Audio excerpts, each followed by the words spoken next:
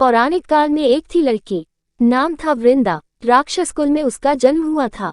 वृंदा बचपन से ही भगवान विष्णु जी की परम भक्त थी। बड़े ही प्रेम से भगवान की पूजा किया करती थी। जब वह बड़ी हुई तो उनका विवाह राक्षस कुल में दानव राज जलंधर से हो गया। जलंधर समुद्र से उत्पन्न हुआ था। वृंदा बड़ी ही पतिव्रता स्त्री थी, सदा अपने पति की सेवा किया करती थी। एक बार देवताओं और दानवों में युद्ध हुआ। जब जलंधर युद्ध पर जाने लगे तो वृंदा ने कहा, स्वामी आप युद्ध पर जा रहे हैं, आप जब तक युद्ध में रहेंगे मैं पूजा में बैठकर आपकी जीत के लिए अनुष्ठान करूंगी, और जब तक आप वापस नहीं आ जाते मैं अपना संकल्प नहीं छोड़ूंगी। जलंधर तो युद्ध में चले गए और वृंदा व्रत का संकल्प लेकर पूजा में बैठ गई। उनके व्रत के प्रभाव से देवता भी जलंधर को ना जीत सके। सारे देवता जब हारने लगे तो भगवान विष्णु जी के पास गए।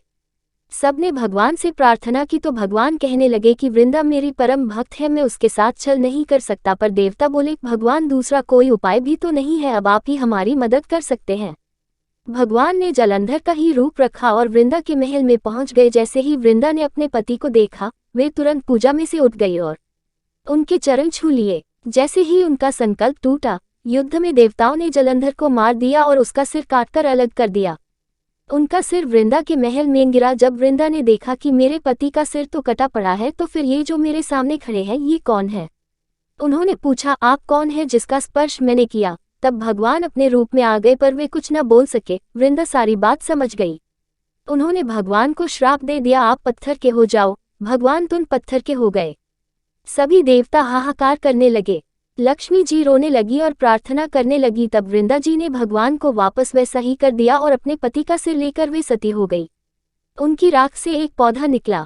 तब भगवान विष्णु जी ने कहा, आज से इनका नाम तुलसी है और मेरा एक रूप इस पत्थर के रूप में रहेगा, जिसे शालिग्राम के नाम से तुलसी जी के साथ ही पूजा जाएगा, और मैं बिना तुलसी जी के प्रसाद स्वीकार नहीं करूंगा।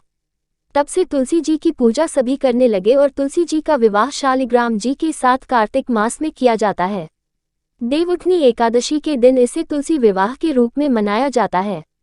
तुलसी महारानी की जय। हरि हरि बोलो। आशा करती हूँ कि आपको ये कहानी पसंद आएगी होगी। धन्यवाद।